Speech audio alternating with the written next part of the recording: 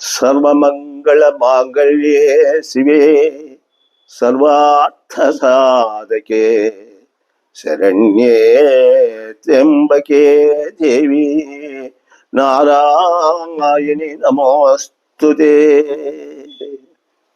ప్రేక్షక సమాజులకు, శ్రోత మహాశయులకు అభివందనలు. మనము ఈ ఎపిసోడ్ నందు ఈ శ్రావణ మాసంలో వచ్చే పండుగల్లో మంగళ గౌరీ వ్రతాన్ని గురించి మనము తెలుసుకున్నాము.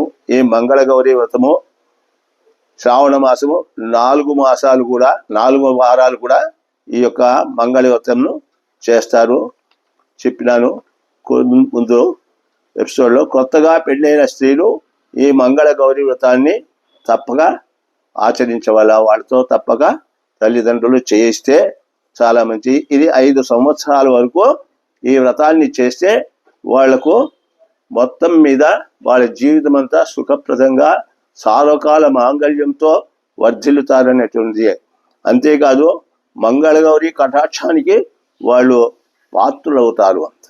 అమ్మవారి పూజను 5 సంవత్సరంలో చేయటం వలన గౌరీదేవికి యొక్క అనుగ్రహం కలుగుతుంది. అమ్మవారి అనుగ్రహం వల్ల వారికి పసుపు కుంకుమలు తర్వాత 5వ తరము పదిలమయ్యి వాళ్ళు ధన్య జీవితులు అవుతారు. అంతేకాకుండా వాళ్ళ వైధవ్యం అనేది లేకుండా సౌమంగళ్యంగా ఉంటారు. అంతేకాకుండా అన్ని విధముగా సౌభాగ్యంతోనూ సుఖ సంతోషాలతోనూ మంచి సంతానం కలిగి ఆనందంగా ఉంటారు. కొందరు వివాహం కాని స్త్రీల చేత కూడా ఈ యొక్క మంగళ గౌరీ వ్రతాన్ని ముందుగా అంటే వివాహం కట్టే ముందు 4 సంవత్సరములు చేయించి పెళ్ళైన తర్వాత 1 సంవత్సరము చేయిస్తారు.